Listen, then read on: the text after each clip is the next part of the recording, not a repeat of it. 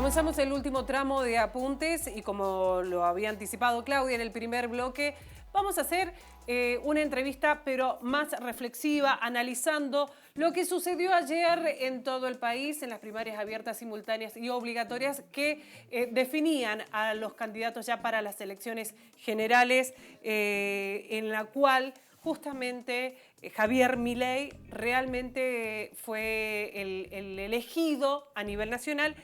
Y en lo particular, en nuestra provincia también fue, sí, dio el bacatazo, esa palabra quería utilizar y no se me venía a la mente la famosa y popularmente llamada bacatazo. Batacazo. Lo estoy diciendo al revés. Batacazo. Y encima lo estoy diciendo al revés. Bueno, esto pasa por tener problemas de dislexia y contratar a gente con dislexia.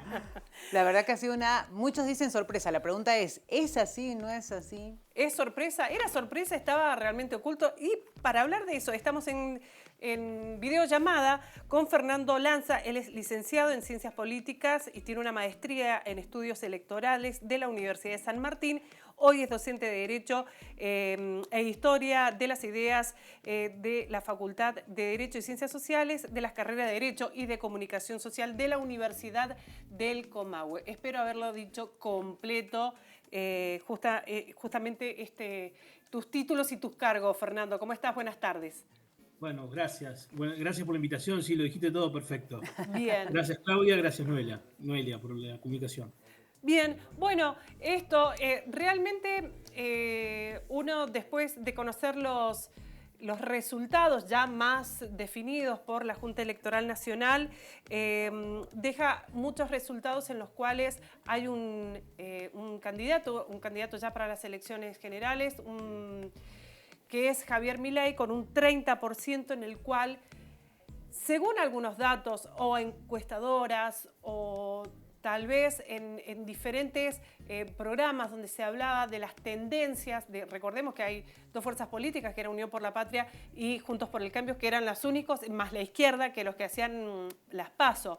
Pero, ¿te sorprendió esta forma de elegir que tuvo la mayoría de los argentinos y las argentinas?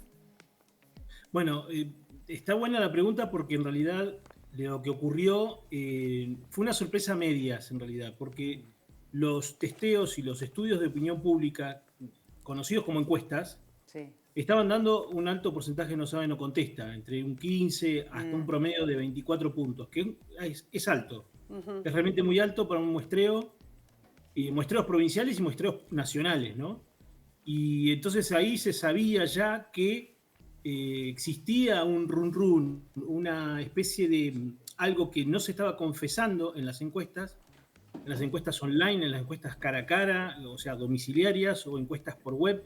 Algo estaba fallando, se sabía que había un esquema de no respuesta de parte del electorado. Y de hecho, bueno, las fuerzas principales, fíjate que muchas no hicieron bocas de urna sabiendo que iba a haber un alto abstencionismo y que había mucho silencio de no sabe, no responde en las encuestas. Entonces, había una especie de acto sorpresa en todo esto. Incluso anoche, yo fui a votar en una escuela en la ciudad de Neuquén cerca de las 4 de la tarde, y me sorprendió muchísimo dentro del colegio, en el instituto donde yo fui a votar, las fuerzas mayoritarias, todos los partidos políticos estaban ausentes del control de las mesas de escrutinio. O sea, había una ausencia total de fiscales en las mesas.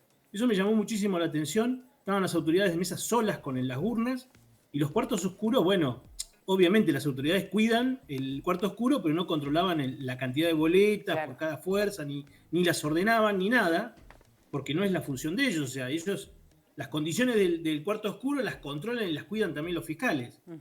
Entonces, bueno, llamó muchísimo la atención eso. Todo el colegio estaba sin fiscalizaciones de fuerzas mayoritarias, partidarios nacionales, que tradicionalmente tienen, como se le llama vulgarmente, aparatos. Y me llamó mucho la retracción, la ausencia de parte de los fiscales en las mesas, ¿no? Fernando, y algo había ahí, sí. Y vos, desde tu óptica, ¿cómo la analizás esa actitud? Porque uno piensa, están relajados. ¿Vos pensás así o sentís que puede ser por otra situación? No, que creo que justamente esto es el fenómeno de que hay mucho voto de los partidos tradicionales que se fue a Milei. Sinceramente, creo que ahí está ocurriendo esto. Milei tenía un promedio de 15 puntos en las mediciones, 15, 18 puntos, y terminó teniendo 30.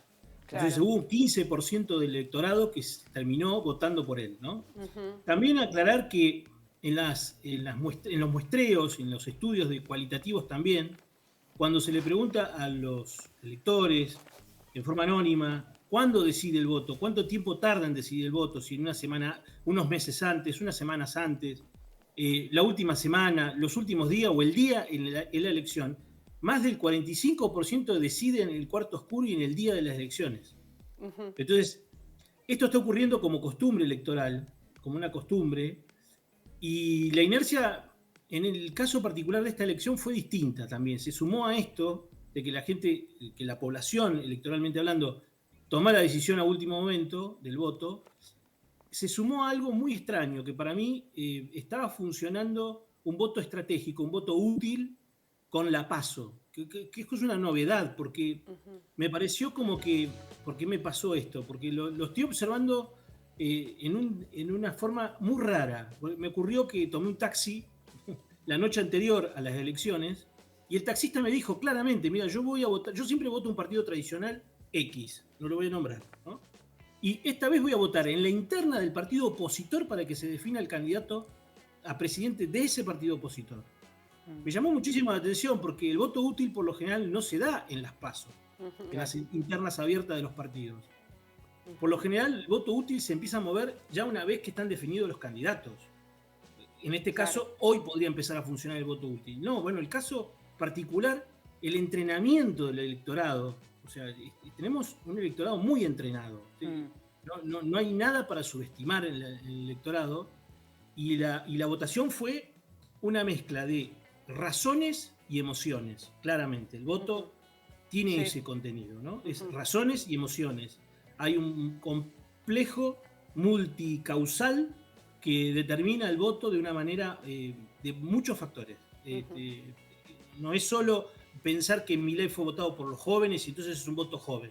Hay gente grande que también lo votó a Milei. Sí, exacto. Y bueno, entonces en este escenario, voy a interrumpirme porque yo estoy hablando. Sí, No me vas a parar, no me vas a parar. Bueno, digo que en este escenario, también ahora, como está el resultado, hay que pensar qué es lo que va a ocurrir en octubre. Lo que queríamos preguntarte, por ahí vos tenés estos datos, pero por ejemplo, en la provincia de Buenos Aires hubo mucho corte de boleta, en Cava también. En la provincia de Mendoza nosotros fue una provincia de las tantas provincias que desdoblaron, que desdoblar en esta instancia de las PASO y las generales es una estrategia más política que una estrategia o calendario democrático o popular, por así decirlo, ¿sí? Tiene que ver con otros intereses. Se notaron que el electorado cambia. En lo provincial, por ejemplo, hay un electorado que en estas PASO deja como elector a la general a Alfredo Cornejo, exgobernador y también fue senador nacional. Y en lo que tiene que ver en lo presidencial no acompaña la misma fuerza política. En la provincia de Buenos Aires se cortó boleta. Vos recién decías que hay mucho de emoción. Yo pensaba en algo más visceral, no sé si llamarle voto bronca, pero decías que este electorado está preparado para elegir y otros dicen que no, como que por un lado vota, castiga a nivel nacional y continúa con lo más vale malo conocido que bueno por conocer. ¿Coincidís que puede ser eso? Bueno, a ver, bastante complejo responderlo, pero no es simple. A ver, vamos directo. Creo que el electorado, por lo general, tiene claro en las opciones que hay qué es lo que va a votar. Y cuando la crisis económica que estamos viviendo ha profundizado el efecto, porque el efecto inflacionario, el devaluatorio que estamos viviendo es profundo, es muy importante. Entonces, yo creo que la bronca que vos acabas de decir ha tenido un profundo impacto en el voto de Milei. Pero no dejo de lado lo que ha ocurrido con las otras fuerzas tampoco, porque, a ver, acá no nos olvidemos que hay más de 15, 18 puntos de personas que habitualmente van a votar, acá hubo un 60% de presentismo, Claro.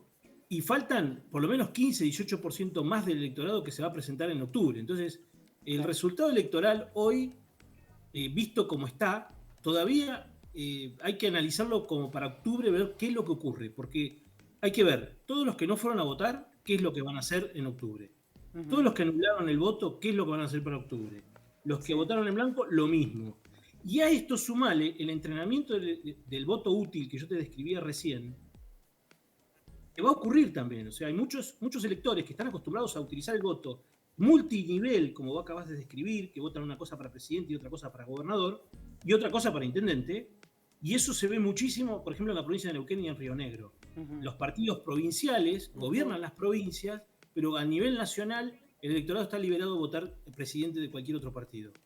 Y de hecho van desacoplados los partidos partidarios, provinciales, van desacoplados de las elecciones nacionales. Entonces fueron en una orfandad y una soledad impresionante los partidos provinciales y han tenido problemas para reelegir sus diputados nacionales. Sí. Fernando, Dicho esto, sí. No, digo que ya estamos sobre el final del programa y no quería dejar de preguntarte, vos ya dijiste algo que obviamente se hablaba de este 69% de gente que fue a votar, que estaba habilitado, de ese 100, el 69 fue a votar, fue bajo el porcentaje en comparación con las elecciones anteriores, pero se entiende que va a ir más gente. ¿Vos entendés que podemos llegar a superar el 80% de participación en las generales presidenciales?